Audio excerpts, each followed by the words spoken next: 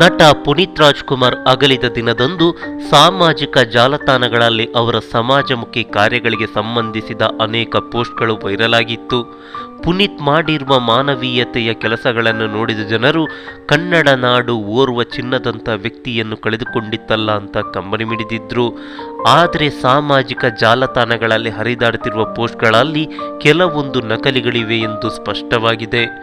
ನಟ ಬುಲೆಟ್ ಪ್ರಕಾಶ್ ನಿಧನರಾದಾಗ ಅವರ ಮನೆಗೆ ತೆರಳಿ ಕುಟುಂಬಕ್ಕೆ ಧೈರ್ಯ ತುಂಬಿದರು ಮತ್ತು 5 ಲಕ್ಷ ರೂಪಾಯಿ ಧನ ಸಹಾಯವನ್ನು ಮಾಡಿದ್ದರು ಅಂತ ಬುಲೆಟ್ ಪ್ರಕಾಶ್ ಅವರ ಪುತ್ರ ರಕ್ಷಕ್ ಹೇಳಿಕೊಂಡಿದ್ದಾರೆ ಎಂದು ಬರೆದು ಎಡಿಟ್ ಮಾಡಲಾದ ಪೋಸ್ಟ್ ಒಂದು ಸಾಮಾಜಿಕ ಜಾಲತಾಣಗಳಲ್ಲಿ ವೈರಲ್ ಆಗಿದೆ.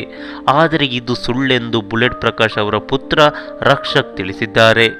ಈ ಬಗ್ಗೆ ಖಾಸಗಿ ವಾಹಿನಿಯೊಂದಕ್ಕೆ ಸ್ಪಷ್ಟನೆ ನೀಡಿರುವ ರಕ್ಷಕ್, ಅಣ್ಣವರ ಕುಟುಂಬದ ಬಗ್ಗೆ ನನಗೆ ಅಪಾರವಾದ ಗೌರವವಿದೆ. ಆದರೆ ಪುನೀತ್ ಸರ್ ನಮ್ಮ ಕುಟುಂಬಕ್ಕೆ 5 ಲಕ್ಷ ರೂಪಾಯಿ ಕೊಟ್ಟಿದ್ದಾರೆಂದು ಸಾಮಾಜಿಕ ಜಾಲತಾಣಗಳಲ್ಲಿ ವದಂತಿಯನ್ನು ಹಬ್ಬಿಸುತ್ತಿದ್ದಾರೆ ಎಂದು ಅಸಮಾಧಾನವನ್ನು ವ್ಯಕ್ತಪಡಿಸಿದ್ದಾರೆ. ನಮಸ್ಕಾರ.